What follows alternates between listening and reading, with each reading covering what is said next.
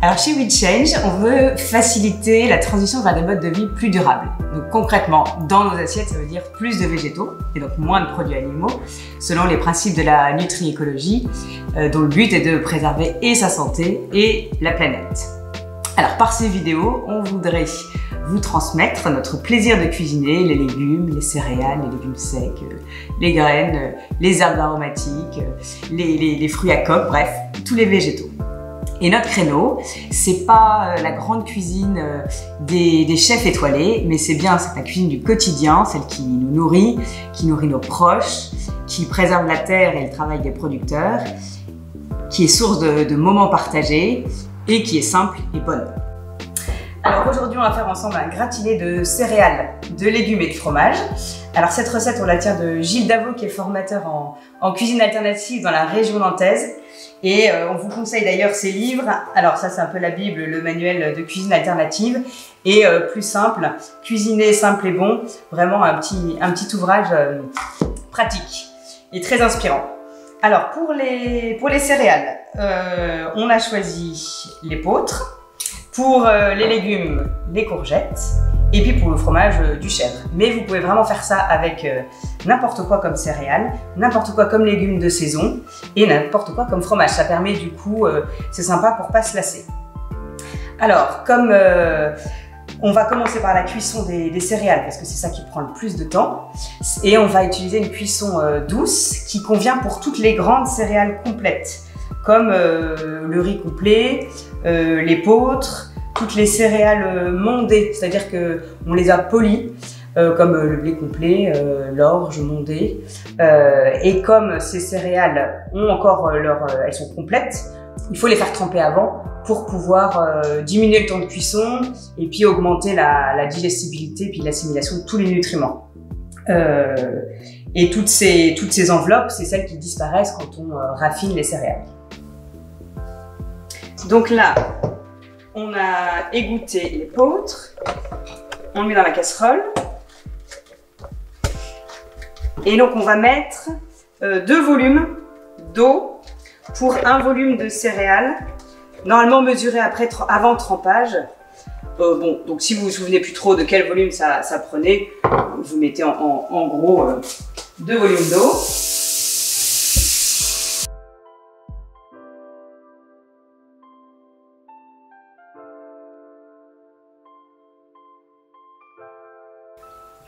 Voilà, on recouvre bien la céréale. Il y a au moins 1 ou 2 cm au-dessus de la céréale. L'eau, elle est froide. Et on assaisonne avec ce que vous voulez. Un peu de gros sel. Vous pouvez mettre de la sauce soja. Donc là, c'est du soju ou soyu. C'est un mélange de soja et de froment. Sinon, il y a la sauce tamari qui est 100% soja. Voilà, on peut rajouter du romarin, si vous voulez. Hop. Et donc là, pour cette cuisson, on va démarrer la cuisson hop. On fait bouillir. On va attendre l'ébullition et on mettra un couvercle en dessous après. Et ensuite, on baisse. Et le but, c'est vraiment de laisser pendant à peu près 30 minutes sans y toucher. Vous laissez votre casserole, vous ouvrez pas le couvercle, le grain va prendre l'eau et il ne va pas dégager son amidon. Si vous remuez, ça va un petit peu, le grain va un peu exploser. Donc, on laisse comme ça et on attend l'ébullition. Donc là, ça bout. Donc, on couvre et on baisse au minimum. Vous mettez sur 2 ou 1 selon votre plaque de cuisson. Et on va mettre 30 minutes de cuisson. 30 minutes, on vérifiera. On ouvrira un tout petit peu le couvercle pour éviter... faut pas, le but, c'est la chaleur qui va faire cuire le grain. Voilà. Pendant ce temps-là, on fait la poudre d'amande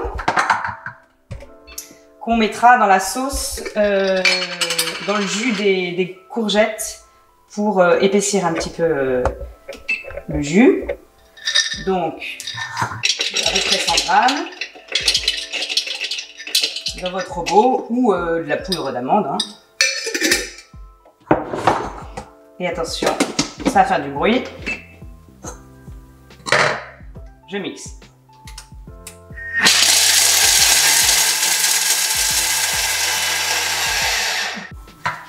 Hop, c'est prêt. Et donc, on a notre poudre d'amande, un peu grossière, c'est parfait. On attend, on réserve. Alors maintenant, on va faire la partie du gratin avec les légumes. On va faire une petite compotée de courgettes en mettant des oignons et de l'ail. On peut en profiter pour observer la belle couleur de l'oignon. On peut prendre des oignons jaunes aussi, c'est juste que là ça faisait plus joli avec du vert. On peut très bien cuisiner en pleine conscience aussi, en regardant les produits, en voyant comment ils sont brillants. Voilà, ça participe aussi au plaisir de cuisiner. Voilà, alors pour les déchets, vous avez comme moi plein de sacs craft dont vous ne savez que faire. Et bien du coup, tout à l'heure, on le mettra dans notre compost parce que c'est hyper utile pour le compost d'avoir des déchets marrons qui sont pas humides. Donc on enlève la peau des oignons.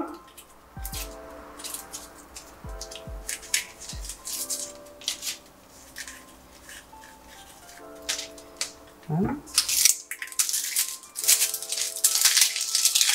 On peut écouter le bruit aussi que font les feuilles un peu sèches des oignons.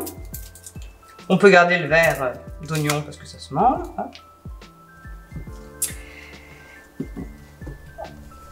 On coupe nos oignons, comme c'est pareil, comme vous avez envie. Moi j'utilise la surface plane pour pas me couper les doigts.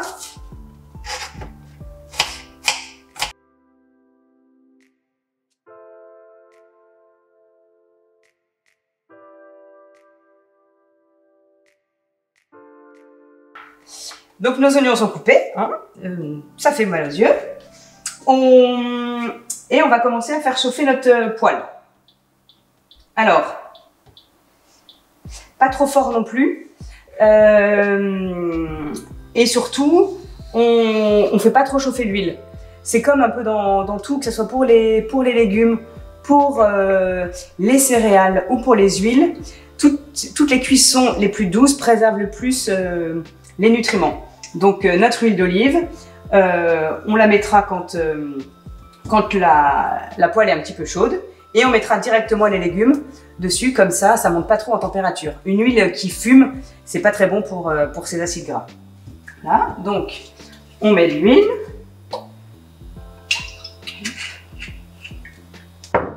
On rajoute nos oignons. Hop. On va imprégner les oignons d'huile. Et puis à feu moyen, on attend. En attendant, on peut mettre l'ail. Donc on enlève la peau évidemment. Et un ail, pour qu'il développe au maximum ses arômes, il vaut mieux l'écraser plutôt que le couper. Parce que voilà, c'est des réactions chimiques qui se passent. Quand on écrase une cellule végétale, elle va développer plus d'arômes plutôt que si on la coupe. Parce que du coup, il y aura juste les parois qui vont être coupées et pas tout ce qu'il y a à l'intérieur des cellules qui vont pouvoir se dégager.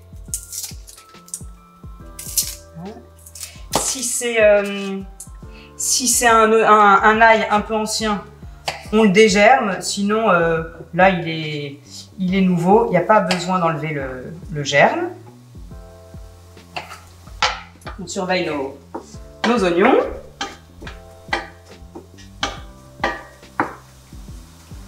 Et puis, donc on écrase l'ail avec un presse-ail. Si vous n'avez pas de presse-ail, c'est pas grave, hein, vous le coupez tout simplement en petits morceaux.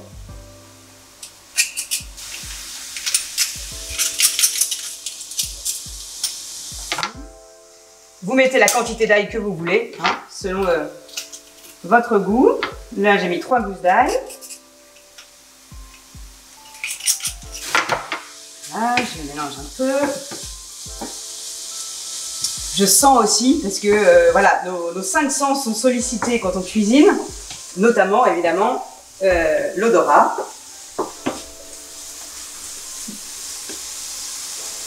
Voilà, on attend. Et ensuite on prépare nos courgettes. Donc je les ai juste brossées parce que c'est l'intérêt des légumes bio. On garde la peau qui est riche en vitamines et en minéraux. Et pour couper, vous faites n'importe quelle coupe, vraiment ce qui vous plaît. Là je vais faire des rondelles. Et alors on le redira aussi dans notre vidéo pour comment faire participer les enfants en cuisine. Mais l'important c'est d'avoir une surface plane pour le légume, comme ça il bouge pas tout le temps. Et puis on leur dit souvent, les enfants, vous mettez votre main en crochet et puis comme ça vous les coupez et vous coupez pas les doigts, puisque vous avez c'est les phalanges qui sont là. Hop. Donc vous coupez. Hop. Donc on a terminé de couper nos courgettes. Et donc on va les mettre dans notre poêle.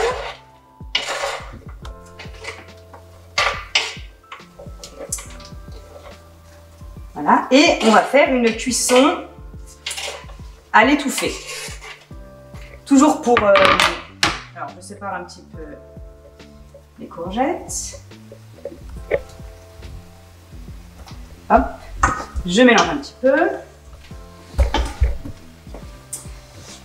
Et toujours pour préserver les qualités nutritionnelles des légumes et la couleur aussi, parce que quand on cuit trop les légumes, après ça devient un petit peu, ça perd un peu de leur belle couleur d'origine.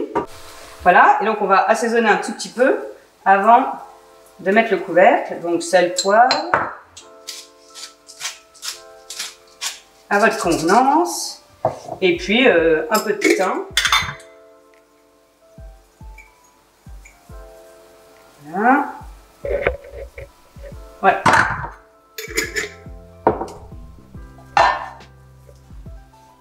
On va chauffer assez fort. Et dès que la température sera très forte ici, qu'on ne pourra plus mettre notre main sur le couvercle parce que ça sera trop chaud, c'est qu'il y aura une bonne température à l'intérieur et ensuite on baissera.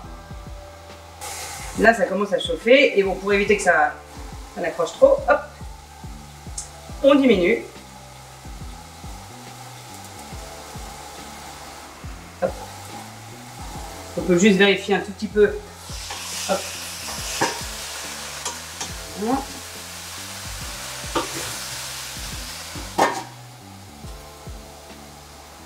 Voilà. Et on laisse comme ça. Pas très longtemps, la courgette ça cuit assez vite. Donc on se retrouve dans 5 minutes.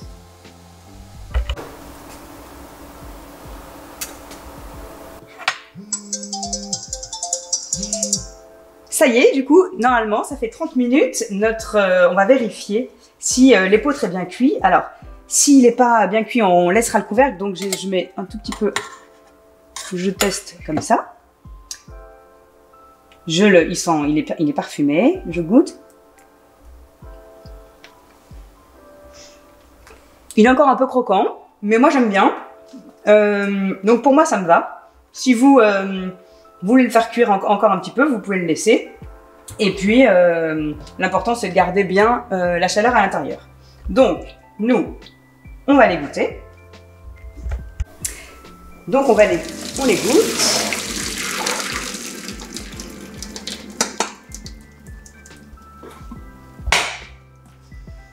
Et on l'installe directement dans notre plat à gratin.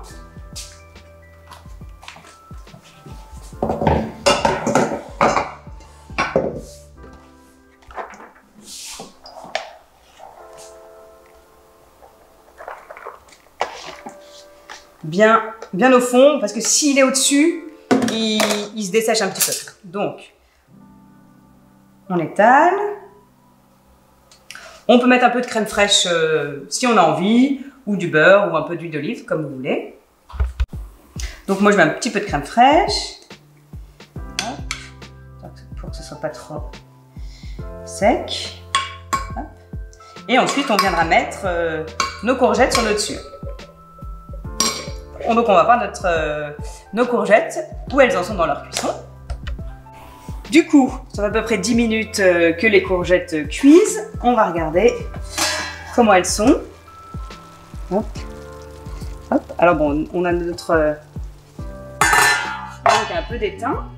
On met un petit peu de poudre d'amande, voilà, pour lier un petit peu la sauce, pour absorber un petit peu le jus des courgettes et puis pour donner un petit goût. On remue. Elles sont encore un peu al dente, mais moi j'aime bien. Et de toute façon, elles recuiront un tout petit peu dans le gratin. Hop. Et puis, on regoute un petit peu pour voir si c'est pas...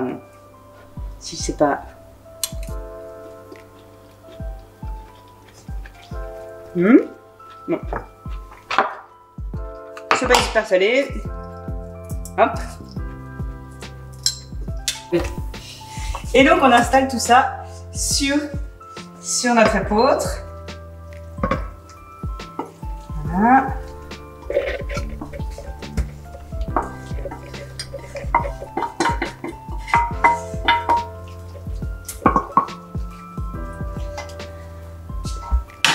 Hop. Voilà. On essaye de faire tout le truc. Et ensuite, donc on va couper notre fromage pour le gratin qu'on mettra au-dessus des courgettes. Voilà, là j'ai pris du chèvre frais d'un petit producteur, mais vous pouvez très bien prendre de la mozzarella, du parmesan, du comté. Voilà, bon le but c'est juste, je ne vais pas tout mettre. Voilà. Et ben vous pouvez mettre votre fromage par-dessus. Vous pouvez même mettre des rondelles de tomates si vous voulez. Voilà.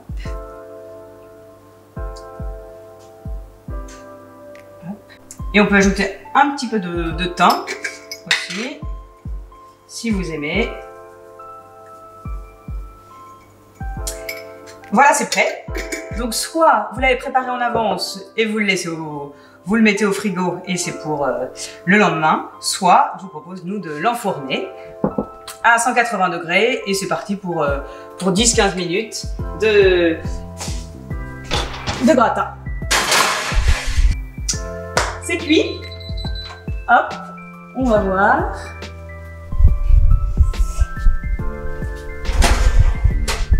Et voilà notre petit gratiné.